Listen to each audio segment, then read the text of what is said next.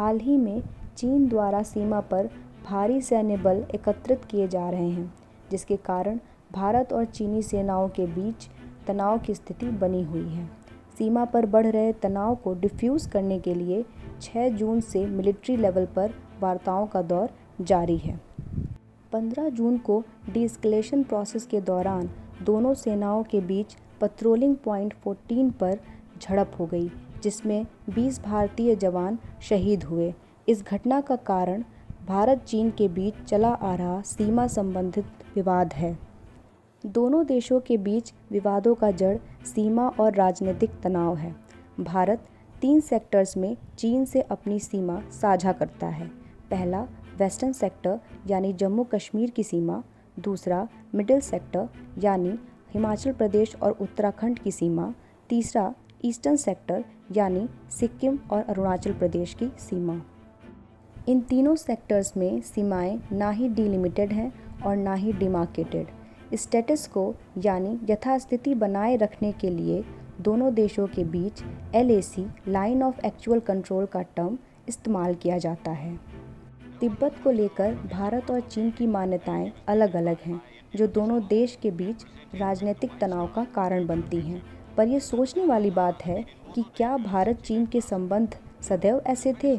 आइए दोनों देश के बीच अब तक के संबंधों में आए उतार चढ़ाव पर एक नज़र डालते हैं।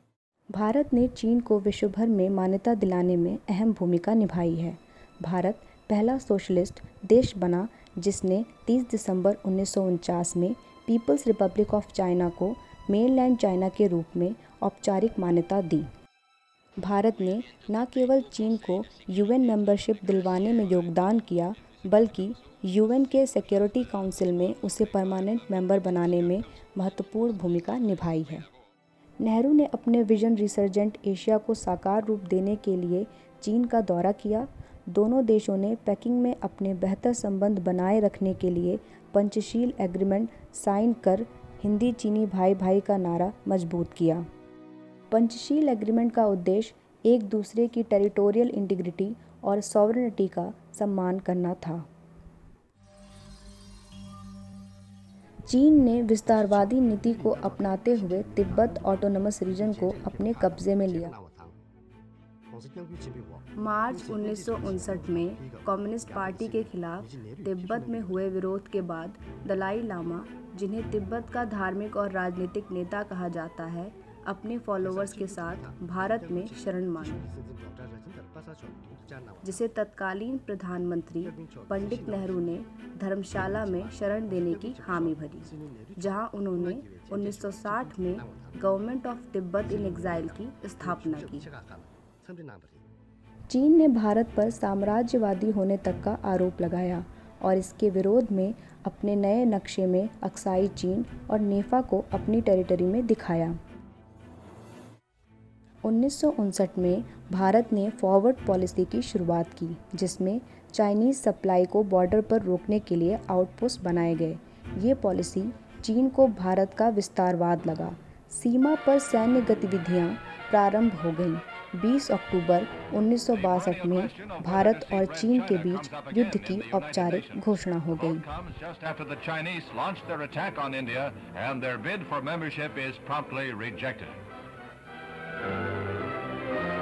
Meanwhile, India, long the leader among neutralist nations, finds it necessary to turn to the West for arms to stem the red tide.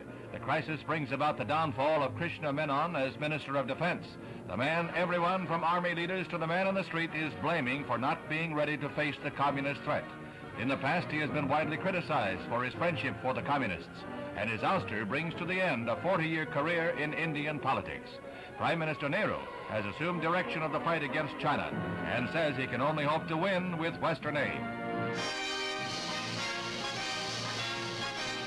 Along New Delhi's fashionable Connaught Place rolled the arms of India's territorial army, navy and air force. The destination was the Red Fort to hear a speech by Premier Nehru.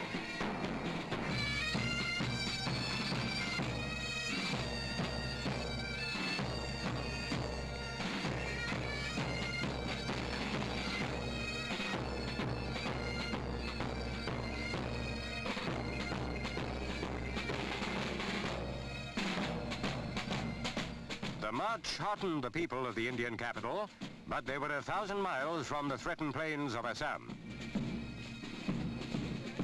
All friends of India sympathized with Premier Nehru.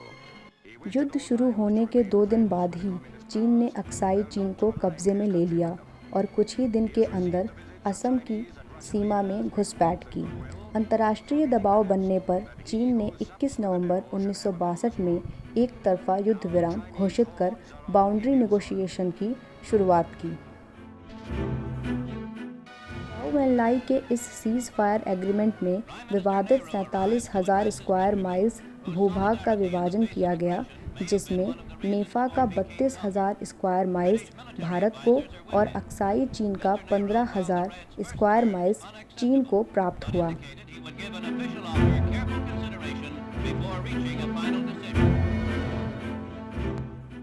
इस cease fire में यह भी निश्चित किया गया कि दोनों देशों की सेना सीज फायर लाइन के 20 किलोमीटर दूर रहेंगी और यहीं से लाइन ऑफ एक्चुअल कंट्रोल अस्तित्व में आया और इस प्रकार पंचशील का पहला ही सिद्धांत ध्वस्त हो गया।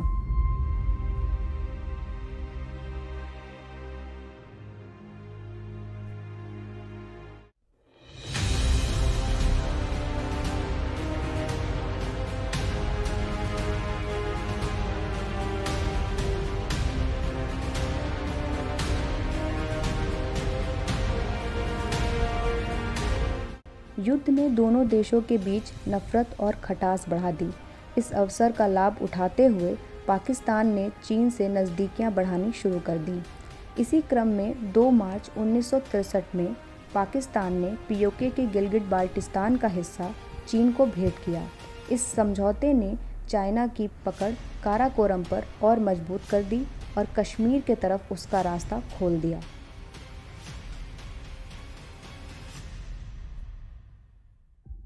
इंडिया ने इंस्ट्रूमेंट ऑफ एक्सेशन का हवाला देते हुए विरोध जताया। गुस्से को शांत करने के लिए चीन द्वारा ये दिलासा दिया गया कि यह एक प्रोविजनल एग्रीमेंट है और कश्मीर मुद्दे का समाधान हो जाने के बाद ही उस देश से समझौता करेगा। तब तक चीन उस क्षेत्र में कोई भी गतिविधि नहीं करेगा। किंतु 1 वर्ष के अंदर ही चीन द्वारा काराकोरम हाईवे कंस्ट्रक्शन ने बता दिया कि इस क्षेत्र में चीन शांत रहने वाला नहीं है। Pakistan continues to illegally occupy parts of Kashmir, which includes the Gilgit-Baltistan region. The region is often referred to as the forgotten Kashmir because it does not figure too prominently in the media. Gilgit-Baltistan is legally an integral part of India. Together with Pakistan-occupied Kashmir, the territory has been under Pakistan's control since 1947. In fact, the Gilgit-Baltistan region comprises 86% of the total area of Pakistan-occupied Kashmir. Over the years, it has been directly administered by the federal government of Pakistan, which has been trying to change the demography of the region for decades. Formerly known as the Northern Areas, Gilgit-Baltistan covers an area of 72,971 square kilometers with an estimated population of 1.2 million. The region is part of the Kashmir dispute. India considers Gilgit-Baltistan as an integral part of Jammu and Kashmir, but since 1947, the region has been arbitrarily governed by Pakistan. In 1963, Pakistan handed over 5,800 square kilometers of the territory of Gilgit-Baltistan to China without the consent of the locals. It's a area, which is part of the Jammu and Kashmir state. It is illegal simply because it's a part of the Jammu and Kashmir state. You cannot separate it. You have occupied it and you cannot annex. Pakistan cannot annex it. It's ultimately have to be merged with the Jammu and Kashmir. It has to come back to this, And we all know Jammu and Kashmir is an integral part of India. As long as Pakistan and China remain allies, as long as China provides Pakistan such huge military and political and diplomatic assistance, it's a matter of concern to us, any Chinese presence there.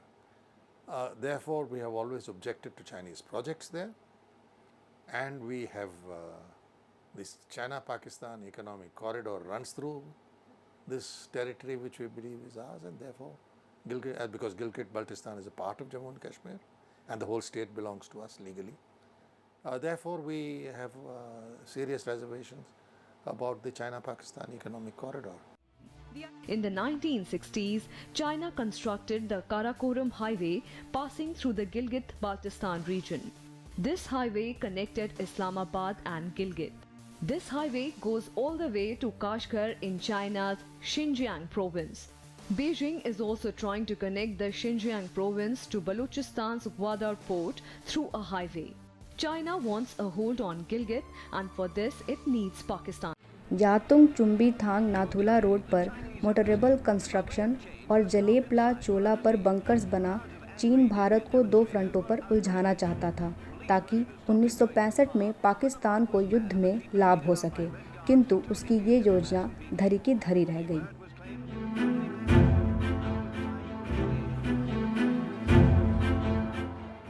उन्नीस सिक्किम में पुनः विवाद की शुरुआत हो गई, जिसमें भारतीय सेना ने चीनी सेना को बॉर्डर के पीछे धकेल दिया। भारत को यह महसूस हुआ कि चीन से युद्ध बेहतर स्थिति में पाने के लिए बॉर्डर इंफ्रास्ट्रक्चर पर ध्यान देने की आवश्यकता है। इस दिशा में आर्मी जनरल टी.एन. रैना ने 1975 में एक्सपर्ट कमेटी का गठन किया। बॉर्डर डिस्प्यूट को रिव्यू करने के लिए तथा आईटीबीपी और भारतीय सेना के पेट्रोलिंग लिमिट को निर्धारण करने के लिए इंदिरा गांधी ने के.आर. नारायण के अध्यक्षता में इंटर मिनिस्ट्रियल ग्रुप का गठन किया, जिसे चाइना स्टडी ग्रुप भी कहते हैं। 1976 में एक दूसरे के देशों में एम्बेसडर्स के अपॉइंटमेंट से डिप्लोमेटिक रिलेशंस की पुनर्स्थापना प्रारंभ हुई। 1975 में गठित टी.एन. कृष्णा की कमेटी की रिपोर्ट 1981 में army chief KV. Krishna Rao द्वारा इंदिरा गांधी के सामने रखी गई। रिपोर्ट के आधार पर ऑपरेशन फैल्कन की शुरुआत हुई, जिसका काम फॉरवर्ड एरियाज़ में रूटीन एक्सरसाइज कर इंडिया की सॉवरेनिटी सुरक्षित करना था। इंदिरा गांधी के रिजीम में बॉर्डर डिस्प्यूट को सॉल्व करने के लिए कई प्रयास किए गए, लेकिन भारत में हो रहे खालिस्तान मूवमेंट की वजह से और फिर 1984 में उनकी हत्या होने के बाद बॉर्डर डिस्प्यूट सॉल्व करने की कोशिशों पर विराम लग गया। जब चीन ने यूएस और रशिया से अपने रिश्ते नॉर्मलाइज कर लिए, तब उसके लिए भारत से सीमा संबंधित मामलों को ख़त्म करने की प्राथमिकता शिफ्ट होकर इकोनॉमिक और कल्चरल रिलेशंस पर चली गई। इसी बीच 1988 में राजीव गांधी ने चीन का दौरा कर इकोनॉमिक और कल्चरल रिश्ते में मजबूती लाने के उद्देश्य से गुडविल जेस्चर के रूप में एक तरफा ऑपरेशन फैल्कन पर रोक लगा दी। भारत और चीन के बीच आर्थिक संबंधों की शुरुआत सीमा संबंधित विवादों को शांत करने में असमर्थ रही। इसीलिए सीमा संबंधित मामलों पर ध्यान देने के लिए 1993 में पी.वी. नरसिम्हा राव ने border peace and tranquility agreement sign किया, जिसमें भारत चीन के बीच सारे विवादित सीमा को रिनेम्ड कर लाइन ऑफ एक्चुअल कंट्रोल को 3 भागों में बांट दिया गया। पहली सीमा जो चीन मानता है, दूसरी सीमा जो भारत मानता है, तीसरी सीमा जो दोनों देश मानते हैं। नेहरू ने अपने पहले ज्वाइंट डिक्लेरेशन में तिब्बत को चीन का पार्ट माना था। 2003 में चाइनीज़ प्रीमियर के दौरे पर अटल बिहारी वाजपेयी ने क्विड प्रो क्यो का सिद्धांत रखते हुए यह प्रस्तावित किया कि भारत तिब्बत को चीन का हिस्सा तभी मानेगा जब चीन द्वारा सिक्किम को भारत का हिस्सा स्वीकार किया जाएगा। चीन ने डी फैक्टो इस रिक्वेस्ट को मानते हुए दोनों के बीच में व्यापारिक रास्तों के रूप में चंगू और नाथुला बॉर्डर पर सहमति दे दी। Foreign Secretary Kamal Sibbu and India's ambassador in China, Shiv Shankar Menon. 2005 में चीन ने भारत से आर्थिक गतिविधि और सीमा विवाद के मामलों में 2 एग्रीमेंट साइन किए। पहला strategic and cooperative partnership for prosperity and peace, दूसरा political parameters and guiding principle for settlement of India China border. इस एग्रीमेंट को साइन करने के बाद भारत को लगा कि चीन मैकमोहन लाइन को थोड़े एडजस्टमेंट के साथ मान लेगा, लेकिन 2006 में चाइनीज़ एम्बेसडर ने 1959 का पुराना रवैया दोहराते हुए अरुणाचल प्रदेश को तिब्बत का सदन हिस्सा बताया, जिसने एक बार फिर भारत चीन के संबंधों में एक गतिरोध पैदा कर दिया। यह गतिरोध और भी गहरा हो गया जब 2010 में चाइनीज़ प्रीमियर वांग जियाबो ने अनाउंस किया कि वेस्टर्न सेक्टर में भारत और चीन के बीच कोई सीमा नहीं लगती और चीन भारत से 2000 किलोमीटर ही बॉर्डर शेयर करता है, जो कि भारत के बॉर्डर क्लेम से कम थी। चीन की कश्मीर पॉलिसी का ये यूनिक क्लेम भारत को मंजूर नहीं था। LAC पर डिफरेंट परसेप्शन से बार बार इंट्रूजन बढ़ रहे थे। चीन ने इंट्रूजन के संदर्भ में भारत को border defence corporation agreement propose किया। इस एग्रीमेंट की मुख्य बात यह थी कि जहां पर दोनों पक्षों में आपसी सहमति LAC को लेकर नहीं है, वहां के बॉर्डर एरिया में दोनों एक दूसरे की पेट्रोलिंग टेल को फॉलो नहीं करेंगे। इस एग्रीमेंट ने इंडियन फोर्स की शक्ति को गार्डिंग की जगह मात्र पुलिसिंग तक सीमित कर दिया, जिस कारण भारत चीन के मध्य बॉर्डर डिस्प्यूट्स ज़्यादा होने लगे, जिसमें सबसे महत्वपूर्ण डोकलाम है। 100 स्क्वायर किलोमीटर तक फैला हुआ ये tri junction point Bharat, Bhutan और चीन को जोड़ता है। जून 2017 में चीनी सेना द्वारा बनाए जा रहे रास्ते पर भारत ने ऑब्जेक्ट किया था। ये स्टैंड ऑफ काफ़ी दिनों तक चला। आखिरकार दोनों देशों ने 2016 के स्टेटस को आंटे को स्वीकार कर लिया। Earlier, General Bipin Rawat had said that the infrastructure development by China's People's Liberation Army in the Doklam Plateau is temporary in nature. The face-off, which lasted for around 3 months, was called off after both sides arrived at an understanding for the disengagement of their border personnel. The Doklam standoff came to an end after the two sides agreed to withdraw their respective troops from the region and the Chinese troops stopped building a key road close to India's corridor. The road was being built by China in an area also claimed by Bhutan. Pangong lake 8 fingers में divided है। झील को छूने वाली पहाड़ियाँ जिनका आकार उंगलियों जैसा है, उसे मिलिट्री भाषा में फिंगर कहते हैं। ट्रेडिशनली इंडिया फिंगर 1 से फिंगर 4 तक कंट्रोल करता है। फिंगर 4 से फिंगर 8 तक क्लेम करता था, जिसमें उसको पेट्रोलिंग की सुविधा भी थी। फिंगर 8 के बाद का भाग चीन के कंट्रोल में है। वर्तमान में भारतीय नियंत्रण रेखा के करीब चीनी सेनाओं का हैवी डिप्लॉयमेंट समस्या का कारण बना हुआ है। ये चीन द्वारा स्टेटस को चेंज करने का प्रयास है, जिसके कारण भारत चीन सीमा पर काफ़ी तनाव बना हुआ है। डिप्लोमेटिक और मिलिट्री लेवल पर तनाव कम करने का प्रयास जारी है। हमें उम्मीद है कि दोनों राष्ट्र अपनी अपनी जिम्मेदारियों को समझेंगे और जल्द ही कोई सार्थक समाधान ढूंढ लेंगे।